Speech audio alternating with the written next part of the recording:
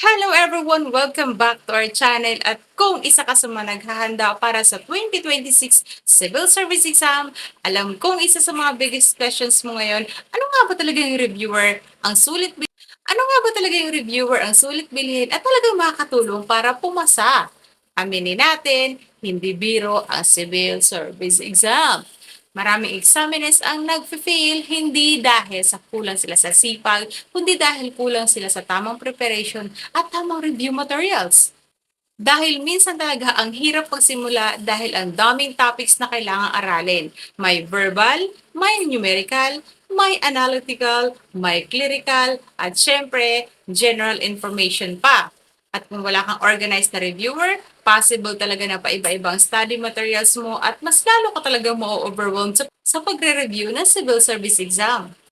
Kaya kung naghahanap ka ng reviewer na kompleto at structured, gusto ko i-share sa inyo itong Civil Service Exam Reviewer for 2026. At ang maganda sa reviewer na ito, hindi lang ito puro questions lang. Talagang comprehensive ang coverage niya. Included na rin dito ang mga important topics sa verbal ability tulad ng grammar, vocabulary, analogy, reading comprehensions. Meron ditong numerical ability na isa sa pinaka-challenging para sa maraming examinees.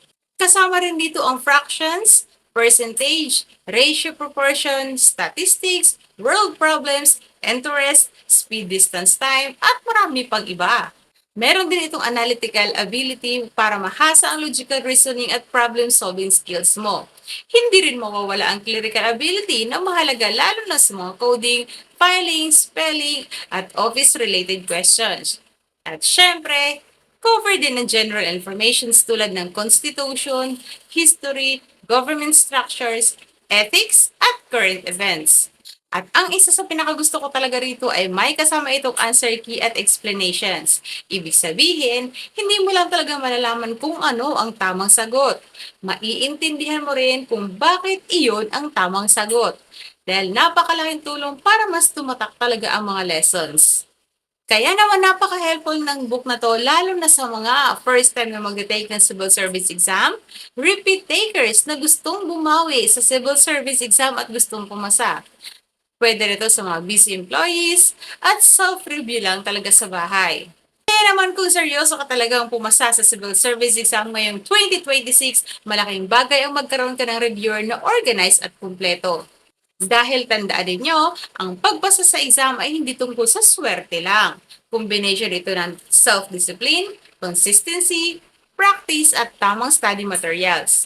Bawat practice questions na sinasagutan mo, isa itong hakbang para sa palapit na pangarap mong government career. Kaya naman kung interesado kayong makuha ang reviewer na sinasabi ko, i-click nila ang comment sections o description ng video na ito at doon nyo makikita yung link. Simulan na ang review habang maaga pa. At gusto ko sabihin sa inyo, future civil servant, na kayang-kaya mo yan.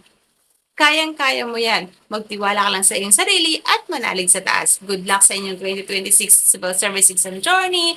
Thank you sa panonood and God bless us all.